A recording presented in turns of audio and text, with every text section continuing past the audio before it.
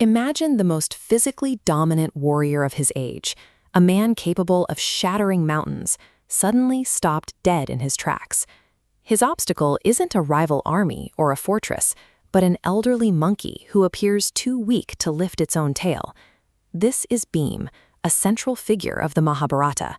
As a Vayu-putra, a direct descendant of the wind god, he possesses a well of strength that exceeds human limits, making him the undisputed powerhouse of the Pandava brothers. When you can uproot trees and crush stones with your bare hands, the world becomes a series of objects designed to be moved by force. For Bhima, physical power is the primary tool for solving every problem he encounters. While traveling through a dense jungle, he finds his path blocked by a creature he considers beneath his notice. The old monkey lies resting in the center of the road, its long tail stretched across the only viable way forward. Bhima does not ask for passage. He barks a command to clear the road, treating the monkey's exhaustion as a personal insult rather than a physical reality.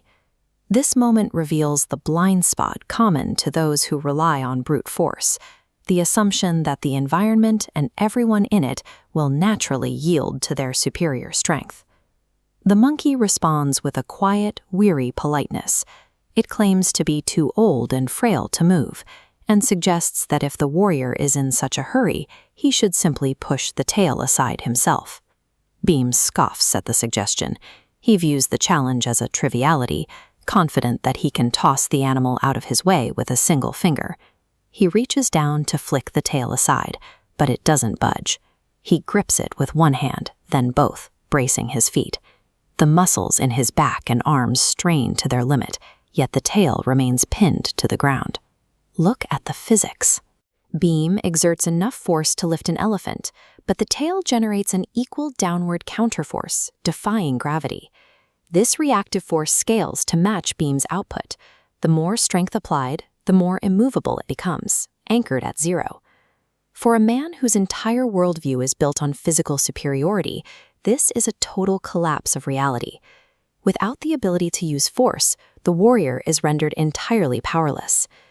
Bhima enters a state of cognitive dissonance. His mind cannot reconcile his past victories with the fact that he is currently being defeated by a few pounds of fur and bone.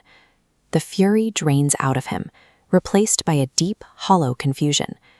As the physical struggle fails, his arrogance begins to give way to a necessary submission. Drenched in sweat and trembling with exhaustion, Bhima lets go. He bows before the monkey, admitting that no ordinary animal could withstand his strength, and asks to see the creature's true form. The frail exterior vanishes, revealing the towering divine figure of Hanuman, the god of strength, Bhima's elder brother, and a fellow son of the wind. Hanuman had set this encounter as a specific test. The unmovable tail acted as a mirror, forcing Bhima to confront the limitations of his own pride.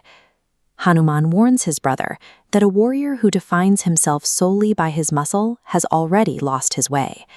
He explains that relying on sheer force is a trap that narrows a hero's perspective. He makes a clear distinction between force and power. Force is simply a blunt instrument that relentlessly destroys physical obstacles. True power is the inner capacity to protect and uplift others. This matrix illustrates the lesson. On one axis is physical strength, and on the other, humility. High strength without humility leads to arrogance and ruin. However, when paired with wisdom, it transforms into genuine heroism. Bhima weeps as he listens. He kneels in the dirt, touching his forehead to the ground in a gesture of total reverence, finally internalizing the lesson his brother traveled so far to teach. The tale wasn't heavy because of its physical mass. It was weighted with the divine truth that Bhima had spent his entire life ignoring. In the end, true power is never measured by what you can forcefully push out of your way, but by the wisdom and grace required to know exactly when you must bow.